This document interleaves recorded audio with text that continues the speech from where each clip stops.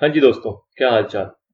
चलिए जी, तो जैसे कि आपको पता है कि जो भी लॉज के सब्जेक्ट होते हैं उसके अंदर अमेंडमेंट्स आना बहुत ही नेचुरल सी बात होती है और हर समय समय पर जब जब भी रिक्वायरमेंट लगती है गवर्नमेंट्स को तो वो उसके अंदर अमेंडमेंट्स लाते रहते हैं। जैसे कि हम बात करें अगर टैक्स लॉज की तो उसके अंदर भी अमेंडमेंट आती रहती है और सेम तरीके से हमारी company law which is corporate law उसके अंदर भी नेचुरली ईयर वाइज ईयर आपकी अमेंडमेंट्स आती रहती हैं और अदर लॉज के अंदर भी as per the requirement amendments रहती हैं। बट अगर मैं बात करूं कंपनी लॉ और इनकम टैक्स लॉ की तो इनमें अमेंडमेंट आना बहुत नेचुरल है और स्टूडेंट पॉइंट ऑफ व्यू से उन अमेंडमेंट को कवर अप करना बहुत ज्यादा इंपॉर्टेंट हो जाता है। क्यों? क्योंकि ये माना जाता है कि किसी भी एग्जाम के अंदर जो भी हमारे लॉ रिलेटेड एग्जाम होते हैं जिन सब्जेक्ट्स में अमेंडमेंट्स आती हैं उन अमेंडमेंट से पूछे जाने वाले सवाल निश्चित तौर पे आपके पाए जाते हैं। मतलब उन अमेंडमेंट के एरिया से जरूर क्वेश्चन जो होते हैं वो ड्राफ्ट किए जाते हैं।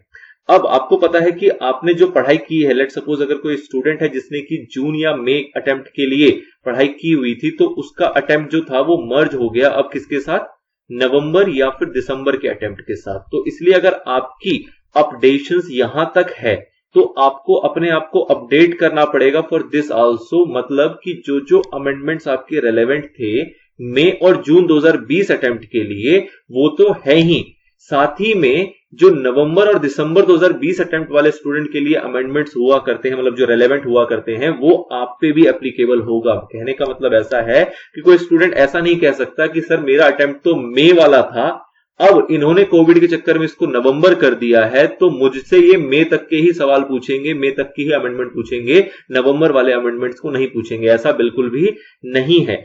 जिसका भी पेपर होगा नवंबर और दिसंबर में, चाहे वो इसी के लिए अटेम्प्ट के लिए उसने फॉर्म भरा था या फिर उस स्टूडेंट ने मई और जून के अटेम्प्ट के फॉर्म भरे हुए थे, उन सभी से अमेंडमेंट्स के क्वेश्चन पूछे जाएंगे वो सारे जो कि रेलेवेंट होगा नवंबर और दिसंबर 2020 के अटेम्प्ट के लिए। अब आपको यह जानना जरूरी है कि कहां तक के आपके जो अमेंडमेंट्स हैं वो आपके लिए रेलेवेंट होते हैं, किस पीरियड तक के। तो ये थोड़ा सा अलग है। आपका जो सीए और सीएमए इंस्टीट्यूट है ये एक तरीके से सिमिलर चलता है। ये आपको ये कहता है कि बच्चों जो भी अमेंडमेंट आ गई है 30 अप्रैल 2020 तक, 30 अप्रैल 2020 तक जो भी बदलाव आ चुके हैं वो आपसे पूछे जाएंगे आपके नवंबर दिसंबर 2020 वाले अटेम्प्ट के अंदर। लेकिन अगर मैं बात करूं सीएस की तो ये कहते हैं कि बच्चों जो भी अमेंडमेंट आ गया है आपके 30 जून 2020 तक में वो आपसे पूछा जाएगा आपके दिसंबर 2020 के अटेम्प्ट में। तो कहने का मतलब क्या हुआ कि 30 अप्रैल तक की अमेंडमेंट जो है वो रेलेवेंट होती है सीए सीएमए स्टूडेंट के लिए। लेकिन इसके अलावा इतना तो ऑब्वियस सी बात है सीएस के लिए भी रेलेवेंट है ही है, लेकिन इसके अलावा 2 महीने का अमेंडमेंट, 2 फर्दर मंथ्स का अमेंडमेंट जो है वो रेलेवेंट बन जाता है किसके लिए, सीएस स्टूडेंट वालों के लिए। तो अब जो ये एक सीरीज आपकी स्टार्ट होने वाली है इसके अंदर पहले हम कवर करेंगे 30 अप्रैल 2020 तक के सारे अमेंडमेंट जिसकी जो कि कहीं ना कहीं एप्लीकेबल है सीए सीएम में तो है ही है, साथ में सीएस वालों के लिए भी एप्लीकेबल होगा। इसके अलावा फिर जो मई और जून 2020 के अमेंडमेंट रह जाएंगे, इन 2 मंथ्स के अमेंडमेंट, इसको सेपरेटली कवर कराया जाएगा इस सीरीज के खत्म होने के बाद, which is exclusively relevant for CS student only. हाँ, सीए सीएमए के लिए रेलेवेंट हो जाएगा कब, मई 2021 के अटेम्प्ट में। मई और जून 2021 का जो अटेम्प्ट होगा उनमें उनके लिए ऑब्वियसली ये भी रेलेवेंट हो जाएगा। तो चलिए फिलहाल बात करते हैं अमेंडमेंट्स के ऊपर। बहुत ज्यादा रेलेवेंट सीरीज होने वाली है और किस तरीके से हम इसको कवर करेंगे, किन किन पार्ट्स में अमेंडमेंट है उसको जान लेते हैं पहले। तो अगर मैं बात करूं कि किस किस पार्ट के अंदर अमेंडमेंट्स है, तो आपने देखा है कि आपके पास जो एप्लीकेबल चैप्टर है या जो मैंने आपको कोर्स के फॉर्म में एक कंटेंट प्रोवाइड कराया है यूट्यूब के ऊपर, वो है आपका चैप्टर 1 से लेके चैप्टर 10 तक।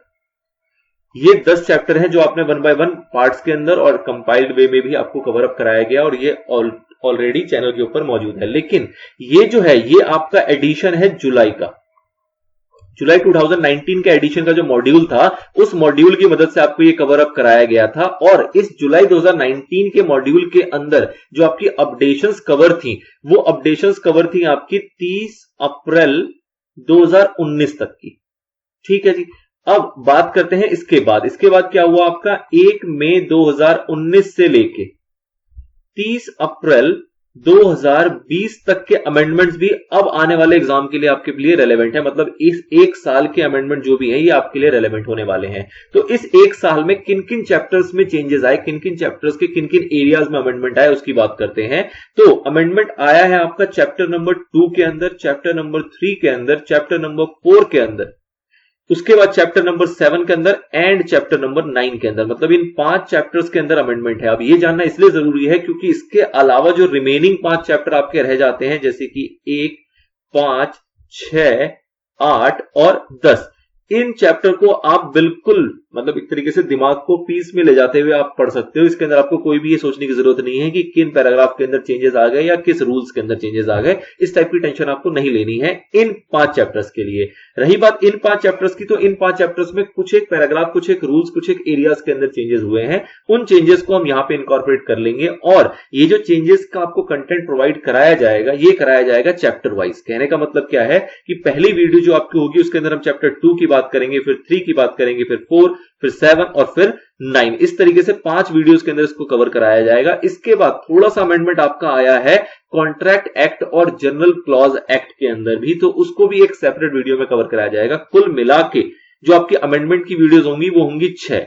और आपको पता है कि जो भी अमेंडमेंट की वीडियोस या जो भी हम पार्ट में वीडियोस बनाते हैं उसको एट द एंड कंपाइल कर देते हैं। तो इसके बाद एक फाइनल कंपाइलेशन वीडियो आपकी और आएगी विच इज द लास्ट, जिसके अंदर इन 6 के 6 को एक जगह पे प्लेस किया जाएगा। ये बस इस सिंप्लिसिटी के लिए है कि अगर किसी बच्चे को सिर्फ चैप्टर 3 के अमेंडमेंट को देखना होगा तो उसको पूरी वीडियो देखने की आवश्यकता नहीं है। वो चैप्टर 3 वाले वीडियो को उठा के अपने अमेंडमेंट को कवर कर सकता है। और अगर कोई ऐसा है जिसको पूरी अमेंडमेंट देखनी है तो वो इंडिविजुअली भी देख सकता है ब्रेक ले लेके, या फिर वो कंसोलिडेट एक साथ एक वीडियो के अंदर सारी चीज को कवर अप कर सकता है। तो this is for the simplicity only और कोई पर्पस नहीं है इसके पीछे। चलिए अब बात करते हैं सबसे पहले इस पर्टिकुलर वीडियो के अंदर चैप्टर 2 के अमेंडमेंट का। बहुत छोटा सा अमेंडमेंट है और कोई भी अमेंडमेंट को आपको बताने से पहले मैं उसको याद दिलाऊंगा कि किस तरीके से आपने उसको पढ़ा और क्या चीजें उसके अंदर आपको बताई गई थी और अब उसके अंदर क्या बदलाव आ गए हैं। ठीक है, चलिए जी, तो शुरू करते हैं अमेंडमेंट्स को। सबसे पहली बात आती है, ये कुछ स्टार्टिंग में इंट्रो था वो मैंने आपको बता दिया है। चैप्टर 2 आपको ध्यान होना चाहिए। चैप्टर 2 का आपका नाम हुआ करता था incorporation of company and matters incidental thereto. ठीक है जी, इसके अंदर अमेंडमेंट आया। अमेंडमेंट कब आया है? अमेंडमेंट आया है 10 मई 2019 को। क्या है इसके अंदर बदलाव? कहा गया कि सेंट्रल गवर्नमेंट ने अमेंड कर दिए। क्या अमेंड कर दिया? जो आपका कंपनी इनकॉर्पोरेशन रूल 2014 था उसके अंदर 5वां अमेंडमेंट लाया गया जिसका नाम रखा गया है companies incorporation 5th amendment rule 2019। ठीक है जी, स्टार्टिंग का आपका रूल है, आपको पता है कंपनी इनकॉर्पोरेशन रूल 2014। इसके अंदर भी 5वीं बार अमेंडमेंट किया गया है जिसका नाम हो गया आपका 5th अमेंडमेंट रूल्स 2019। क्या अमेंडमेंट है वो ध्यान देना है आपको। तो इस कंपनी इनकॉर्पोरेशन रूल 2014 के अंदर आपने एक रूल पढ़ा है, रूल नंबर 8। अभी आपको याद दिलाऊंगा ये क्या था। इस रूल नंबर 8 को फुल्ली सब्स्टिट्यूट कर दिया गया 3 रूल्स के अंदर, rule number 8, rule number 8A और रूल नंबर 8B। इसका मतलब ये हुआ कि पहले एक रूल हुआ करता था जिसका कि एक ही नंबर था, रूल नंबर 8। अब इसी रूल के अंदर जितनी बातें थी उसको तोड़ दिया गया है रूल नंबर 8 के अंदर। कुछ बातें डाल दी गई रूल नंबर 8A के अंदर और कुछ बातें डाल दी गई हैं रूल नंबर 8B के अंदर। ठीक है, ये तो इसका एक प्राइमरी है। अब आपके लिए क्या रेलेवेंट है इसके अंदर, आपको ये ध्यान रखना है कि आपने एक मुद्दा ऐसा है जो कि आपने पढ़ा था कि एज पर रूल 8 वैसा होता है, वो मुद्दा अब बन गया है एज पर रूल 8B। बस इतनी सी बात आपको ध्यान रखनी है। अब आपने ऐसा क्या पढ़ा था? आपने पढ़ा था एक टॉपिक अनडिजायरेबल नेम्स का। अनडिजायरेबल नेम्स का टॉपिक था आपके नेम क्लॉज के अंदर। अब मैं पहले आपको वहां लेके चलता हूं और फिर इसके ऊपर आपको थोड़ा सा अच्छे समझ में आएगा। अगर आपको ध्यान हो, चैप्टर 2 आपको मैंने कराया था वीडियो के माध्यम से और उसके अंदर हमने इस वाले एरिया को कवर किया था जिस टॉपिक का नाम था आपका अनडिजायरेबल नेम। ये अनडिजायरेबल नेम जो है वो आपका पाया जाता है नेम क्लॉज के अंदर। अगर आप नेम क्लॉज को पढ़ेंगे तो उसके अंदर एक हेडिंग आती है अनडिजायरेबल नेम की, और अनडिजायरेबल नेम के अंदर हमने पढ़ा था rule number 8। Rule number 8 basically क्या बताता था? देखो, ये रूल नंबर 8 था जिसके अंदर हमने देखा था कि as per rule number 8 of company incorporation rule 2014 the following words, कुछ वर्ड के बारे में कहा गया था कि इन वर्ड्स को अगर आपको यूज करना है अपने कंपनी के नेम के अंदर तो उसके लिए आपको पहले एक अप्रूवल लेनी होगी सेंट्रल गवर्नमेंट से, उसके बाद ही आप उन वर्ड्स को यूज कर सकते हैं। होपफुली आपको याद आ गया होगा। The following words and combination thereof shall not be used, इसको यूज नहीं कर सकते in the name of the company unless कि आपने क्या ले रखा हो, previous approval of central government has been obtained for the use of any such word or expression। कैसे कैसे वर्ड थे? जैसे आपको कंपनी नाम में बोर्ड यूज करना है, commission, authority, undertaking, national, union, central, federal, Republic, president etcetera. इस टाइप की एक लिस्ट है जिसके अंदर चुनिंदे काफी सारे वर्ड बताए गए हैं, जिसको कुछ आपको यहाँ पे एग्जांपल के तौर पे बता दिया गया। इस टाइप के वर्ड अगर आप अपने कंपनी के नेम के अंदर यूज करना चाहते हो तो आपको उसके लिए एक पहले अप्रूवल लेनी पड़ेगी सेंट्रल गवर्नमेंट से। ये बात कही जाती थी रूल नंबर 8 के अंदर। ठीक है, बातों के अंदर कोई बदलाव नहीं है, बात तो अभी भी यही कही जा रही है। बस ये कहा गया कि जब आप इसको कोट करोगे तो आप ये नहीं बोलोगे कि एज पर रूल 8, अब आप बोलोगे इसको एज पर रूल 8B। ठीक है जी, बस एक छोटा सा माइनर अमेंडमेंट है कि कंटेंट सेम है, जो बात कही जा रही थी रूल के अंदर वो सेम है, बस रूल का नाम बदल गया। रूल 8 के अंदर बहुत सारी बातें थी, रूल 8 अभी भी एग्जिस्ट करता है। ध्यान देने वाली बात ये है यहाँ पे कि आप ऐसा नहीं है कि सारे रूल 8 जितने भी आपने पढ़े हैं सभी रूल 8 को रिप्लेस कर दोगे 8B से, ना, ऐसा बिल्कुल नहीं कहा जा रहा है। आपके रूल 8 की जितनी और बातें होंगी वो सारी रूल 8 में ही रहेंगी। आपको सिर्फ इस एक पर्टिकुलर टॉपिक पे ध्यान देना है, इस अनडिजायरेबल नेम के इस रूल नंबर 8 पे ध्यान देना है, जिसको 8 के अंदर आप पढ़ा करते थे, उसका नाम अब आपका 8B हो गया है। बाकी कोई भी कंटेंट जो रूल नंबर 8 का हुआ करता था वो 8 के अंदर ही है या फिर 8A में गया होगा, which is not relevant for you in November 2020 या दिसंबर 2020 अटेम्प्ट। ठीक है, चलिए, तो ये एक छोटी सी अमेंडमेंट थी जिसमें आपको बस ये ध्यान रखना है कि 8A की जगह अगर आप आंसर में कोट करने बैठोगे तो आप 8B कोट करोगे। एक बार देख लेते हैं फिर से इसको। कह रहा है ऑन दिस, ये तो देख लिया हमने, undesirable name, the word or combination thereof which shall not be used in the name of a company depicting the same meaning unless the previous approval of central government has been obtained for use of any such word or expression were earlier covered under rule 8। पहले इसको rule 8 में देखा जाता था। as per amendment now they are dealt with rule number 8B। बस इतनी छोटी सी बात है। आई होप आपको चीज समझ में आ गई, आप इसको ध्यान रखोगे एग्जाम में code. Otherwise chapter number 2 as it is है, जो आपने पढ़ा है उसके अंदर कोई बदलाव नहीं है, बहुत ही माइनर, बहुत छोटा सा बदलाव था जो कि आप ध्यान रखना है। अगर इससे रिलेटेड क्वेश्चन आता है और आपको अगर इसको रूल को कोट करने की आवश्यकता पड़ती है तो आप उस कोट करते वक्त रूल 8 ना लिखते हुए 8B लिखेंगे। इंपॉर्टेंट ये अपने आप में हो जाता है क्योंकि इसके ऊपर सवाल उठ के आएगा, रीजन बीइंग क्योंकि ये अमेंडमेंट का हिस्सा हो चुका है। चलिए जी, तो इस वीडियो में इतना ही। नेक्स्ट चैप्टर की अमेंडमेंट को लेंगे हम फर्दर पार्ट्स के अंदर। मिलते हैं आपसे नेक्स्ट पार्ट में, तब तक के लिए गुड बाय, गुड लक।